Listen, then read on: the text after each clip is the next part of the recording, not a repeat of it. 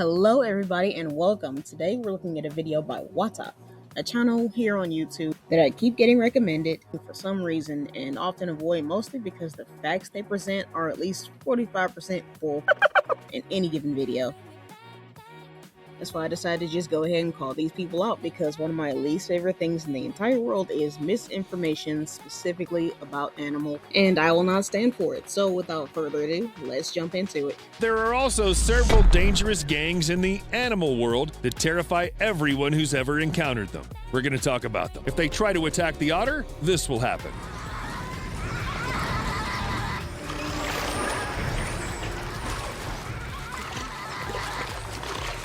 Yeah, your eyes aren't deceiving you. A family of giant otters attacking a crocodile. Hell, it's not just a family, it's a gang. Otter Mafia. But we'll return to this case in a little bit.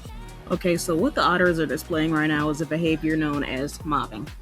This takes place when the group of prey animals gets into a mob, hence the name.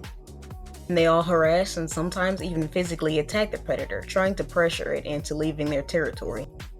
It's actually something that's really common in birds and small mammals, especially mustelids, just like otters and meerkats actually. Also, you all knew this was coming. This unfortunate soul is not a crocodile. I'm convinced people get it wrong on purpose at this point.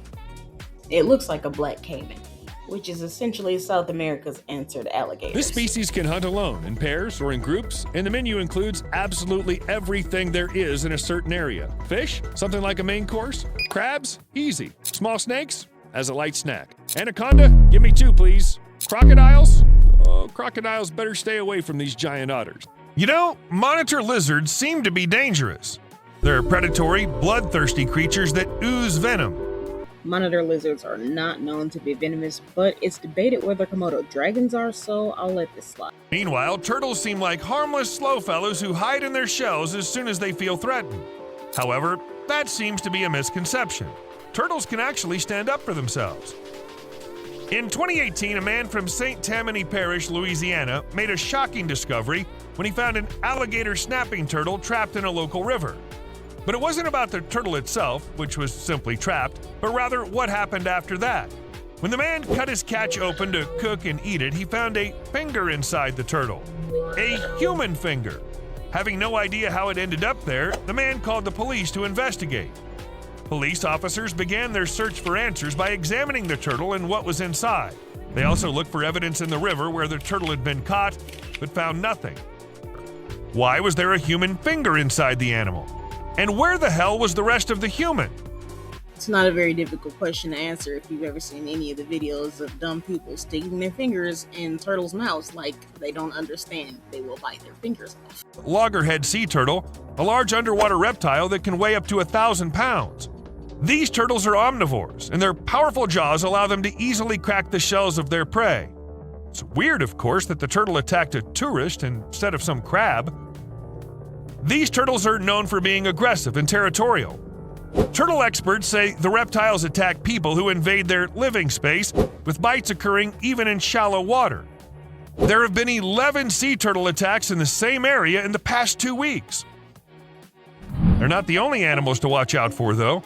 A 12-year-old tortoise named Timmy spent most of his life in a glass tank before they took pity on him and released him into the garden.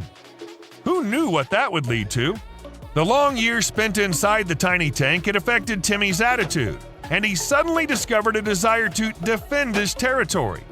Yes, you've guessed it already, that huge garden became his territory. And it's one thing to have a tortoise patrolling the garden and ramming his head into toys. If it was just that, this behavior would even be cute. But when his owner gets too close, Timmy chases him and bites the man's feet. I guess this is more of a nitpick than anything, but that is absolutely not a tortoise. Looks like it's some kind of a slider turtle. You can usually tell because tortoises tend to be more terrestrial, whereas some turtles, not all, are aquatic, either fully or semi. There are plenty of other morphological differences as well. Some more differences you can look for are things like their shell shape, the general shape of their head, their face, and their feet.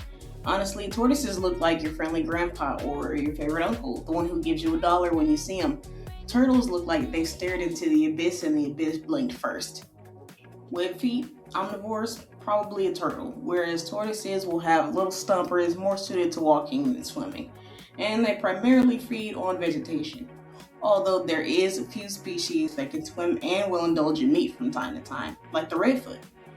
Is this getting confusing yet? Great, that's why we're here. The king cobra is truly a unique species of snake. While the vast majority of them hunt mammals, insects, lizards, frogs, or even fish, this snake has chosen the strangest and most frightening menu. It devours its own kind. And it doesn't even have to choose. Anything that doesn't have time to crawl away fast enough is good enough to eat. And by fast enough, I mean really fast. The cobra itself travels on land at about 3 miles per hour.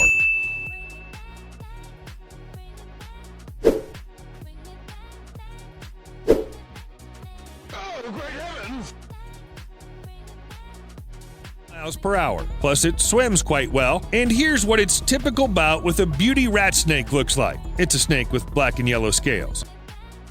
Although it seems extremely strange to us, as it should, because we don't want people going around killing and eating each other, cannibalism is actually extremely common in the animal world. Snakes, other reptiles, mammals, birds, almost any animal you can think of eats each other. Reasoning can vary, really. Some animals are opportunistic, meaning they're not picky and will eat whatever, even if it's their own sibling or offspring. And other factors can include stress, competition for resources, and a myriad of other variables. The cobra seems to literally mesmerize its prey, then a sharp throw. It takes a few seconds for the poor rat snake to no longer be able to resist. All that remains is to swallow its prey. The cobra does this without chewing, in one piece. The king cobra has no way of hypnotizing prey, nor does any other snake. That's a myth, and my theory is propped up from people watching snakes and the way they hunt. When a snake locks on to something it wants to eat, it focuses in on it, which means they stare intently at it while they get ready to strike in hopes of catching it. Think of a cat getting ready to pounce, or even a dog staring at their ball waiting for you to throw it. Snakes aren't some menacing, evil creatures with supernatural powers. They're just a lizard with no legs and a lot of unnecessary hate. I can't speak for all humanity, but I would prefer to stay as far away from the king cobras as possible, preferably somewhere on another continent. And yet, there's a place where these snakes aren't only loved, but also bred on purpose.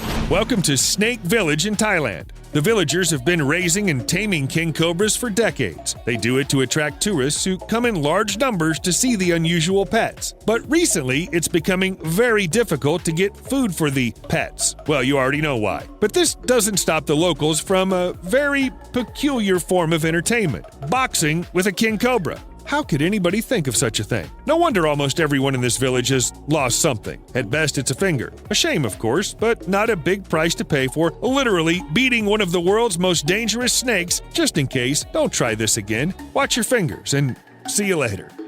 Oh my god. This is one of the biggest offenders of snake harassing and demonizing, and I'm so tired of seeing it. I'm not the type to tell other cultures or religions what they should and shouldn't be doing. It's none of my business. For all I know, this is based off an old tradition with more meaning to it than I'll ever know. But with that in mind, riddle me this.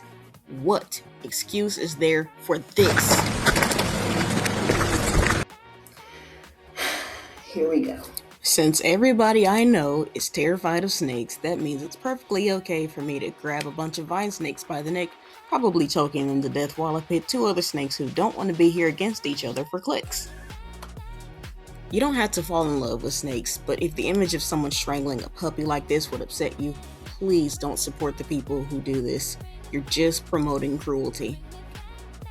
Anyway guys, that's all I have the mental energy for today, so if you enjoyed this, hit like and subscribe. If you want to hear me talk more about this subject, just stay tuned because I intend to tackle this pretty soon. Till then, peace.